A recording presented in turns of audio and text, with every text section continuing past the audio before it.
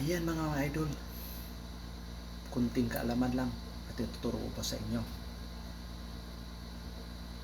Ang ituturo ko po sa inyo ngayon ay kung paano natin pwede mapakinabangan ang ating kanin na napanis ng 3 oras, 4 na oras, 5 oras, 7 oras.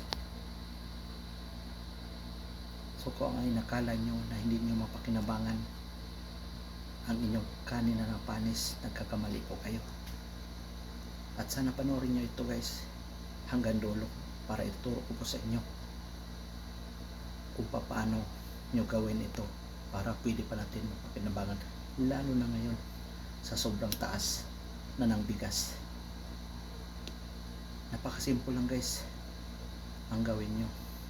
Kung kayo nakatikim ng ampaw, kung sa Bisaya, I don't know sa Tagalog, ang gawin nyo lang po guys, sa kanin yung panis, kung napanis mo yan ng kalating araw or isang araw, ang gawin nyo lang po mga idol, kung mayroon kayo timba na malinis, hugasan nyo ito ng 4 na beses or 3 beses. At kung mawala na yung amoy, kung malaki kayong planggana, ilatag nyo sa loob ng planggana. Pagkatapos ibilad nyo sa init ng kalating araw or isang araw. At pagkatapos tingnan nyo guys mga idol, kung talagang matigas na siya, tuyong-tuyo na yung kanin, na sobrang tuyo na. Alam nyo naman siguro pag binilad talagang sobrang tuyo na. Huwag nyo gawin ito pagkabasa pa. Huwag nyo munang alisin sa mainit. Huwag nyo munang alisin sa pagbibilad. Kailangan lahat tuyong-tuyo na. So pagkatapos pag tuyong-tuyo na, kung mayroon kayong mantika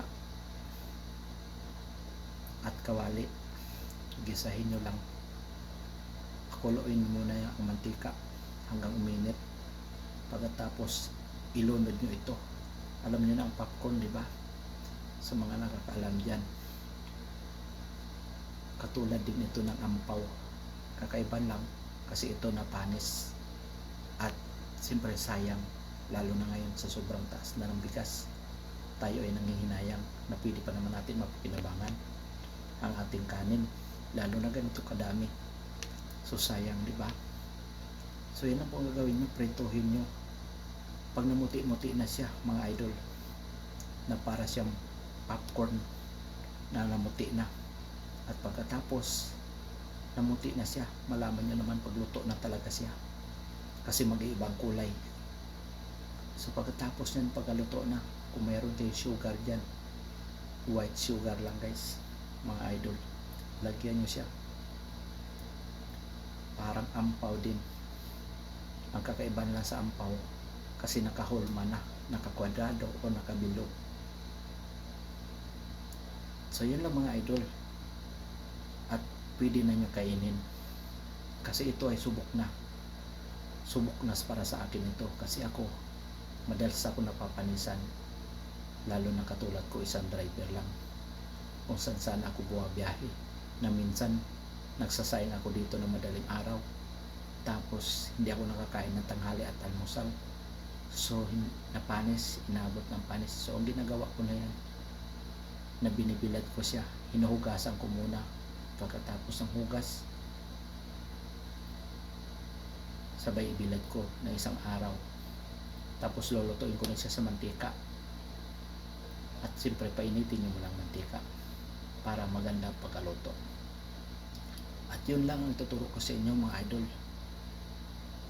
At sa mga bago sa aking YouTube channel dyan, huwag nyo kalimutan mag-subscribe. Sa mga gusto ko mag-subscribe sa aking YouTube channel guys, pakihit na rin ang notification bell guys para update kayo sa aking mga panibagong vlog. At sana patuloy nyo ako suportahan sa aking magpagbablog. Pag yun lang guys, maraming salamat at see you next vlog guys. Bye bye. Sana may natutunan po kayo, lalo na sa hirap ng buhay ngayon.